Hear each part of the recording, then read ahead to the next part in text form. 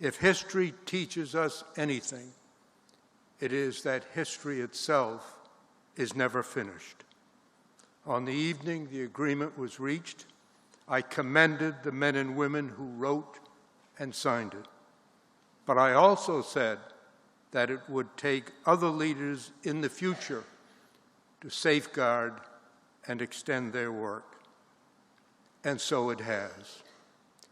I am here with many others to sound that bell one more time.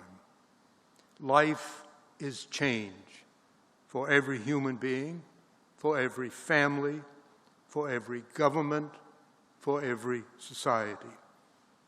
All human beings, every single one of us, is fallible, as are all human organizations and institutions. And in human affairs, the answer to every problem contains within it the seeds of a new problem. Today, a quarter century after the agreement, the people of Northern Ireland continue to wrestle with their doubts, their differences, their disagreements. This, of course, is only natural, and they will continue to do so no matter how successful their political leaders are.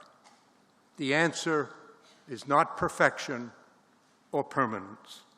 It is now, as it was then, for the current and future leaders of Northern Ireland to act with courage and vision, as their predecessors did 25 years ago, to find workable answers to the daily problems of the present, to preserve peace, to leave to the next generation peace, freedom, opportunity, and the hope of a better future for their children.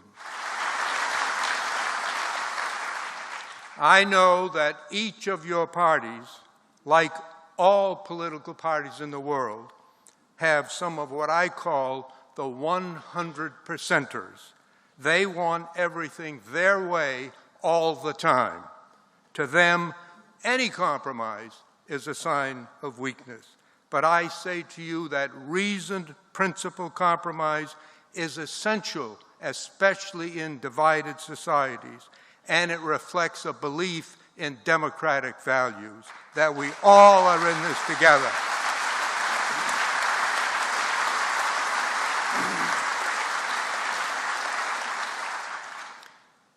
There is great depth in recognizing that the only way to help us emerge from the rubble of conflict is that we must learn to understand one another. We don't need to love one another. We don't even need to like one another, although we hope we could. But we must learn to understand one another and to be able to say yes to one another, especially when the quicker and easier answer is no. Because like it or not, we are all in this together. Facing the reality of the future rather than clinging to the myths of the past takes strength and courage and vision.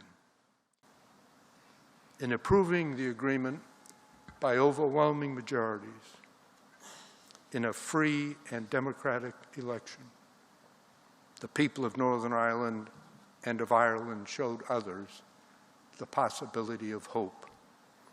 Within the word impossible is embedded the positive word possible.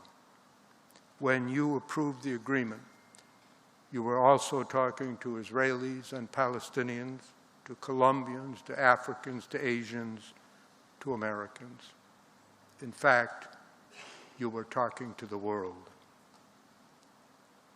This is an agreement for peace and for the future, not just here, but everywhere. We are living in fractured times. We need you. We need your ongoing patience, stamina, and perseverance. We need people who believe, who know that the possible does exist within the impossible. Don't let it slip away. May God grant you the opportunity and prosperity and everlasting peace you deserve. Thank you, Northern Ireland. From the bottom of my heart, thank you, Northern Ireland.